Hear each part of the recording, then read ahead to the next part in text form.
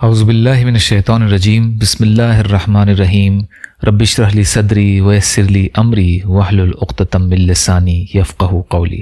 الاحیاء، رمضان المبارک، فضائل اور مسائل۔ رمضان کا چاند۔ رمضان کا چاند دیکھنے کی اہمیت۔ مسلمان ہونے کے ناطے ہماری یہ ذمہ داری ہے کہ خاص طور پر رمضان کا چاند دیکھنے کی کوشش کریں، کیونکہ یہ چاند اس فرض کی ادائیگی کا پیغام دیتا ہے جس کے لیے اللہ تعالیٰ نے یہ فرمایا کہ روزہ میرے لیے ہے اور میں ہی اس کی جزا دوں گا۔ حالانکہ تمام عبادتیں اللہ تعالیٰ کے لیے ہی ہیں اور وہی اس کا اجر دیتا ہے، مگر خاص طور پر روزے کے لیے یہ فرمانا اس کی اہمیت ظاہر کرتا ہے۔ لہٰذا ہمیں بھی اس کی اہمیت کو سمجھتے ہوئے اس کی شروعات چاند دیکھنے سے کرنی چاہیے۔ آج کل لوگوں نے یہ بہت غلط طریقہ اختیار کر لیا ہے کہ خود چاند دیکھنے کی کوشش نہیں کرتے اور ادھر ادھر سے خبریں لینے میں لگے رہتے ہیں۔ یہ غلط ہے۔ چاند دیکھنے کے بارے میں کچھ احادیث۔ رسول اللہ صلی اللہ علیہ وسلم کا فرمان ہے کہ روزہ نہ رکھو جب تک چاند نہ دیکھ لو، اور افطار نہ کرو جب تک چاند نہ دیکھ لو، اور اگر ابر یعنی بادل ہوں تو 30 کی گنتی پوری کر لو۔ صحیح بخاری اور صحیح مسلم کی حدیث ہے۔ ایک اعرابی دیہاتی نے حضور صلی اللہ علیہ وسلم کی خدمت میں حاضر ہو کر عرض کی، میں نے رمضان کا چاند دیکھا ہے۔ فرمایا کہ تو گواہی دیتا ہے کہ اللہ کے سوا کوئی معبود نہیں؟ عرض کیا کہ ہاں۔ فرمایا کہ تو گواہی دیتا ہے کہ محمد صلی اللہ علیہ وسلم اللہ کے رسول ہیں؟ اس نے کہا ہاں۔ ارشاد فرمایا، اے بلال، لوگوں میں اعلان کر دو کہ کل روزہ رکھیں۔ ابو داؤد، ترمذی، نسائی اور ابن ماجہ کی روایت ہے۔ چاند دیکھنے کے بارے میں ضروری مسائل۔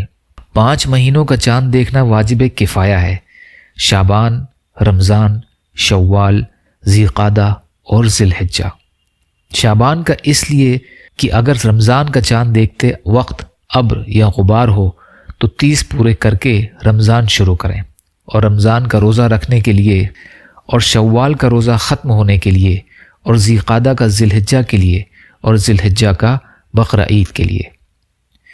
شعبان کی 29 کو چاند دیکھیں، دکھائی دے تو اگلے دن روزہ رکھیں، ورنہ شعبان کے 30 دن پورے کر کے رمضان کا مہینہ شروع کریں۔ کسی نے رمضان یا عید کا چاند دیکھا مگر اس کی گواہی کسی شرعی وجہ سے رد کر دی گئی تو اسے حکم ہے کہ روزہ رکھے۔ اپنے آپ عید کا چاند دیکھ لیا ہے اور اس روزے کو توڑنا جائز نہیں، مگر توڑے گا تو کفارہ لازم نہیں۔ اور اس صورت میں اگر رمضان کا چاند تھا اور اس نے اپنے حساب کی وجہ سے 30 روزے پورے کیے مگر عید کے چاند کے وقت پھر ابر یا غبار ہے تو اسے بھی 1 دن اور رکھنے کا حکم ہے۔ کوئی شخص علم حیت یعنی ایسٹرونومی جانتا ہو، وہ اپنے علم کی بنا پر چاند کے بارے میں یہ بتائے کہ آج چاند ہوا یا نہیں ہوا تو اس کا کوئی اعتبار نہیں، چاہے وہ کتنا ہی عادل ہو۔ شریعت میں صرف چاند دیکھنے یا گواہی سے ہی ثبوت کا اعتبار ہے۔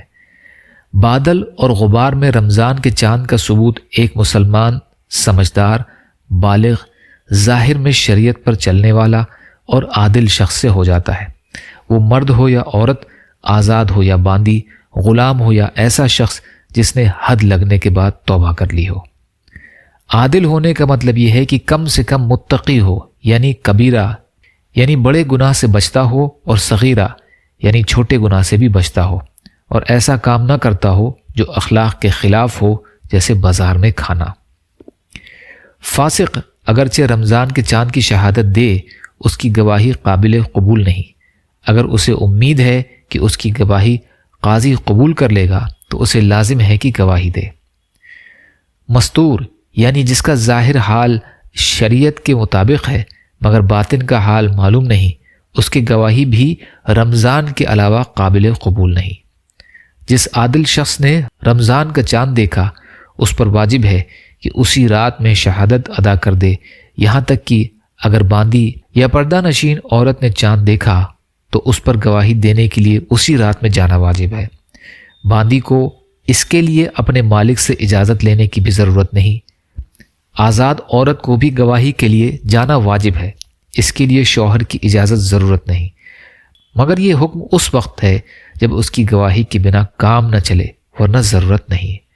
تار یا ٹیلی فون سے چاند کا ہو جانا نہیں ثابت ہو سکتا، نہ بازاری افواہ اور جنتریوں سے، اور اخباروں میں چھپا ہونا کوئی ثبوت نہیں ہے۔ چاند دیکھ کر اس کی طرف انگلی سے اشارہ کرنا مکروہ ہے، اگرچہ دوسرے کو بتانے کے لیے ہو۔ یا اللہ ہم سب کو کہنے سننے سے زیادہ عمل کی توفیق عطا فرما۔ یا اللہ رمضان المبارک کا حق ادا کرنے والا بنا۔ یا اللہ مظلوم فلسطینیوں، کشمیریوں اور روہنگیا مسلمان اور مسلمان جہاں بھی پریشان حال ہیں، یا اللہ ظلم کا شکار ہیں، ان کی مدد فرمائیے۔ ہم سب کو اپنی استطاعت کے بقدر اپنا حق ادا کرنے والا بنائیے۔ یا اللہ صبر اور شکر اور اچھی طرح عبادت کرنے والا بنائیے۔ اپنے حلال میں سے دیجیے، حرام سے بچائیے، اپنے غیر سے بے نیاز کر دیجیے۔ سبحان ربک رب العزت عما یصفون وسلام علی المرسلین والحمد للہ رب العالمین برحمتک یا ارحم الراحمین۔ لا الہ الا اللہ محمد رسول اللہ۔